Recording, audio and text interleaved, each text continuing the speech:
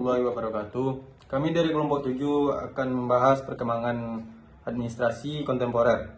Baiklah, masuk pembahasan pertama, sejarah perkembangan administrasi kontemporer. Secara teori, konsep dan paradigma, administrasi negara mengalami perkembangan yang cukup cepat. Banyak bermunculan teori-teori kontemporer di dalam khasanah administrasi negara yang mengkritik dan memperkaya teori-teori klasik seperti teori organisasi dan birokrasi. Perkembangan itu adalah sesuatu yang wajar mengingat administrasi negara merupakan bagian dari ilmu sosial yang memiliki karakteristik yang dinamis. Tidak seperti halnya ilmu-ilmu alam yang cenderung pasif dan positivistik. Perkembangan teori, konsep, dan paradigma di dalam administrasi juga begitu beragam dan unik. Setiap cerdik cendekiawan administrasi negara memiliki teori dan konsep administrasi negara dengan argumentasi dan penafsiran yang berbeda satu sama lain. Sehingga dinamika pemikiran administrasi negara begitu terasa bedanya. Keilmuan administrasi negara di Indonesia berlangsung dalam kondisi yang dinamis sudah terasa sejak terjadinya reformasi politik di Indonesia yang ditandai dengan lengseran Orde Baru tahun 1998 saat ini. Definisi kontemporer. Dalam Kamus Besar Bahasa Indonesia, kontemporer berarti pada waktu yang sama, semasa suatu pada masa kini atau dewasa ini. Secara etimologis, kata kontemporer berasal dari dua kata, yaitu kata CO yang artinya bersama dan kata tempo yang berarti waktu. Sehingga kontemporer berarti bersifat kekinian atau merefleksikan situasi waktu yang sedang dilalui. Maka di mana kita berada dalam suatu zaman, karena kontemporer menggambarkan sebuah keadaan waktu yang sedang berjalan itu, maka sesuatu yang bersifat kontemporer tidak bersifat tentang dan cenderung terus-menerus mengalami perubahan. Masa kontemporer pada saat ini merupakan masa postmodern, di mana teknologi sudah lebih berkembang lagi, khususnya di bidang teknologi informasi yang seolah menghapuskan strata dalam masyarakat. Budaya kontemporer pada saat ini juga dapat disebut sebagai budaya hiperrealitas atau hyperreality. Menurut Martin Heidegger, seorang filsuf Jerman, Jean Paul Villard, seorang filsuf sosiolog serta pakar kebudayaan asal Perancis, budaya kontemporer pada masa sekarang ini muncul karena adanya perkembangan yang sangat hebat dalam bidang teknologi informasi seperti televisi, telepon, handphone, dan internet yang menggeser konsepsi ruang dan waktu yang seharusnya serempak menjadi konsepsi ruang dan waktu yang tidak lagi tematis. Tokoh dalam administrasi kontemporer, salah satu tokoh yang relevan dalam administrasi kontemporer adalah Peter Drucker. Ia adalah seorang penulis atau konsultan manajemen yang memainkan peran penting dalam pengembangan teori dan praktik manajemen modern. Drucker di dalam konsep manajemen oleh objektif yang mengedepankan pengukuran kinerja berdasarkan tujuan yang spesifik. Baik, selanjutnya karakteristik administrasi kontemporer. 1. Orientasi pada kinerja. Administrasi kontemporer menekankan pengukuran dan peningkatan kinerja organisasi sebagai fokus utama. Penggunaan matrik dan analisis data sangat penting dalam pengambilan keputusan. 2. Fleksibilitas dan adaptasi. Administrasi kontemporer harus mampu beradaptasi dengan perubahan lingkungan bisnis yang cepat. Organisasi perlu menjadi fleksibel dan responsif terhadap perubahan pasar dan teknologi. Ketiga, teknologi informasi. Pemanfaatan teknologi informasi dan sistem informasi manajemen menjadi kunci dalam administrasi kontemporer. Ini membantu dalam pengelolaan data, analisis, dan pengambilan keputusan yang lebih baik. Keempat, kerjasama dan tim.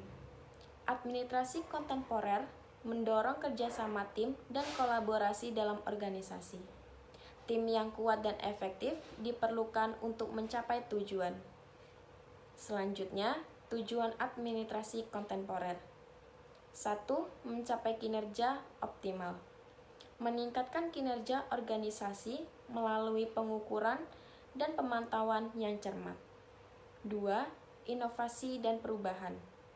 Merespon perubahan pasar dan teknologi dengan inovasi dan adaptasi yang cepat. 3. Efisiensi dan produktivitas. Mengoptimalkan sumber daya untuk mencari hasil yang maksimal dengan biaya yang minimal. Selanjutnya, Fungsi administrasi kontemporer. 1. Perencanaan. Membuat strategi dan rencana kerja yang sesuai dengan tujuan organisasi.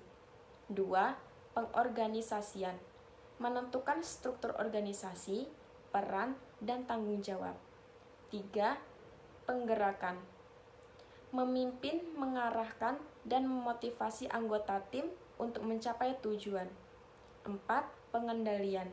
Memantau kinerja, mengidentifikasi permasalahan, dan pengambilan tindakan perbaikan. 5. Evaluasi. Menilai hasil dan kerja untuk perbaikan berkelanjutan. Baiklah, selanjutnya saya akan menjelaskan peran administrasi publik di masa depan. Administrasi publik dianggap kurang masa-masa yang akan datang, sangat tergantung bagaimana kemampuan ilmuwan di bidang ini untuk mengembangkan konsep-konsep baru dalam mewujudkan tata kepemerintahan tersebut. Selain itu, pemerintah terutama pimpinan nasionalnya mempunyai pandangan visi yang jauh seperti yang pernah dilakukan dan dipunyai oleh Presiden Soekarno dan Presiden Soeharto ketika melakukan pembaharuan sistem administrasi pemerintahan. Selanjutnya, administrasi negara dan kebijakan publik.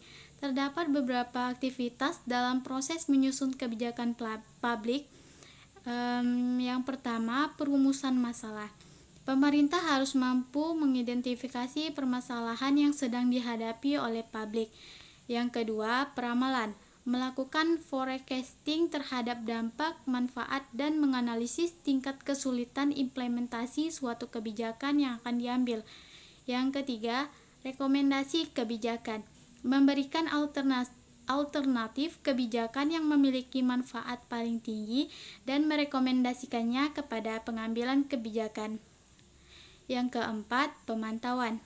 Kegiatan memantau hasil dan dampak suatu kebijakan yang telah diimplementasikan. Yang kelima, evaluasi. Menilai kinerja kebijakan secara umum sesuai dengan standar yang telah ditentukan.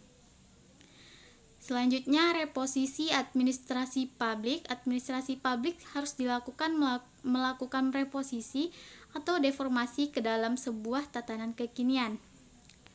Menurut Frederickson, ada beberapa alasan mendasar mengapa administrasi publik harus melakukan proses ini.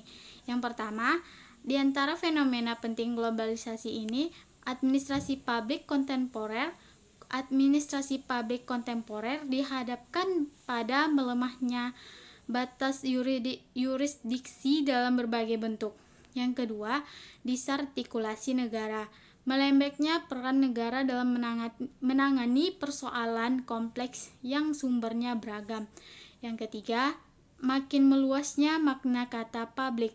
Dalam sejarah administrasi publik, yang disebut dengan publik itu identik dengan negara atau government.